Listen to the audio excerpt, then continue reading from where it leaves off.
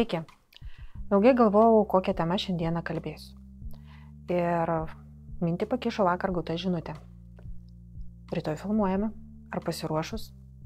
Galvoju iš karto, pala, koks rytoj filmuojame. Aš dar nepasirinkau temos. Ką dabar daryti? Širdis pradėjo stuksenti stipriau. Žvilgsnis sustingo. Saulės rezginys susispaudė. Aš bijau. Tas pats buvo pas mane prieš pirmąją mano fotosesiją. Ir pradžioje, ir po to, jos metu. Ir pylė prakaitas, ir buvo tvanku, ir kankino troškulys. Nusiraminimui net pritupimus dariau. Ir faktas tame, kad pranoko visas tas baimės ir gautas rezultatas. Aš pamačiau save visai kitų kampų, pamilau iš naujo ir supratau, kad aš galiu daug ką padaryti.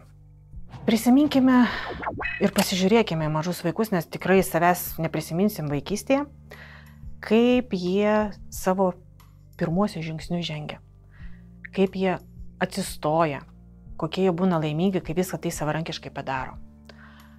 Kai jie pradeda valgyti savarankiškai, gerti, plauti indus, padėti gaminti, valgyti ar net taisyti.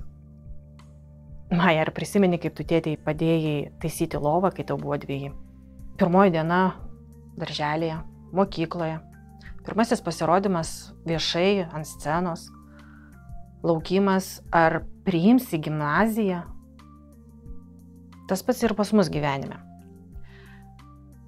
Mes tikrai dažnai bijome ir galvojame, ką žmonės pagalvos ar pasakys, jeigu pasidažysiu lūpas ryškiau, užsidėsiu trumpą sijoną, ištekėsiu anksti, o gal išsiskirsiu, po to vėl ištekėsiu, pagimdysiu vaiką jauna ar jau brandi moteris, pradėsiu mokytis, kai man 40, 50 ar 60 metų. Socialiniuose tinkluose pradėsiu aktyviau reikšti savo nuomonę, kalbėsiu savo aktualiomis temomis ir ne tik savo, ir kitiems. Bet patikėkit, tai nėra tai baisu, kaip iš tikrųjų.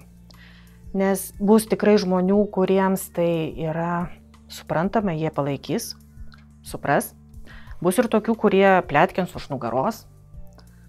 Dalis žmonių net ir pradės piršti savo nuomonę, kaip iš tikrųjų tai turėtų būti. Bet didžiai daliai tikrai yra nusispjaut. Jiems nėra įdomu. Su tom baimėm arba reikia susigyventi, arba jas nekreipti dėmesio. Bet geriausia yra tada, kai baimė yra kaip tavo varikliukas, kuris varo tave kažką keisti, kažką daryti naujo. Nes kai su baime kažką darai naujo, jauti kaifą pasiekus rezultatą. Tad ir linkiu to, kaifuokite gyvendami.